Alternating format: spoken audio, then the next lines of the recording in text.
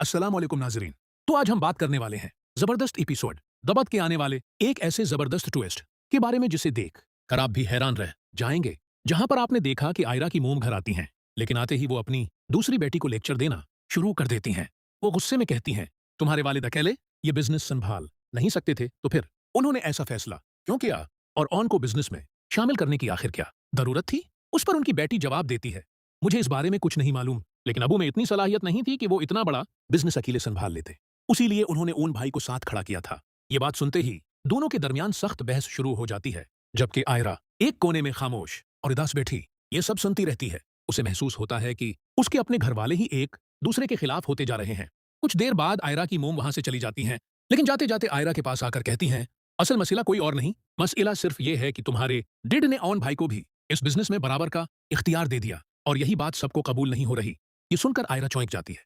वो सोच में पड़ जाती है कि कहीं उस बिजनेस के पीछे कोई ऐसा राज तो नहीं जिसे सब उससे छिपा रहे हैं। उसी दौरान आयरा को अपने वालिद की पुरानी फाइलों में से एक अहम दस्तावेज मिलती है, जिसे पढ़कर उसके होश उड़ जाते हैं। इस दस्तावेज से पता चलता है कि उन भाई सिर्फ एक मुलाजिम नहीं, बल्कि उस बिजनेस में उनका कानूनी हिस्सा भी मौजूद है और डेड ने यह फैसला बहुत सोच समझ कर किया था। आयरा फौरन ओन भाई से सच जानने का फैसला करती है, लेकिन दूसरी तरफ घर के कुछ अफराद उसे ऐसा करने से रोकने की कोशिश करते हैं, क्योंकि उन्हें डर होता है कि अगर हकीकत सामने आ गई तो खानदान के कई राज भी बेनकाब हो जाएंगे। अब देखना यह होगा कि क्या आयरा ओन भाई से सच जान पाएगी, क्या डीड के फैसले के पीछे कोई बड़ी कुर्बानी छिपी हुई है, और क्या उस राज के सामने आने के बाद यह खानदान पहले की तरह एक रह पाएगा या फिर रिश्तों में मजीद दरारें पड़ जाएंगी। इसी दौरान दूसरी तरफ आयरा की बहन यह सब देख लेती है और फौरन घर के बाकी अफराद को बता देती है कि आयरा को शायद सब कुछ पता चल गया है। ये सुनते ही घर में एक नई हलचल मच जाती है। सब लोग परेशान हो जाते हैं कि अगर आयरा ने सच जान लिया तो बरसों से छुपाया गया राज सबके सामने आ जाएगा।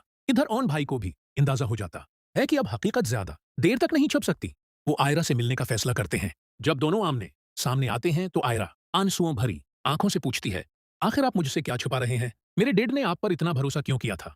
ऑन भाई कुछ लम्हे खामोश रहते हैं और फिर कहते हैं, अगर मैंने तुम्हें सब कुछ बता दिया तो हो सकता है तुम मुझसे हमेशा के लिए नफरत करने लगो।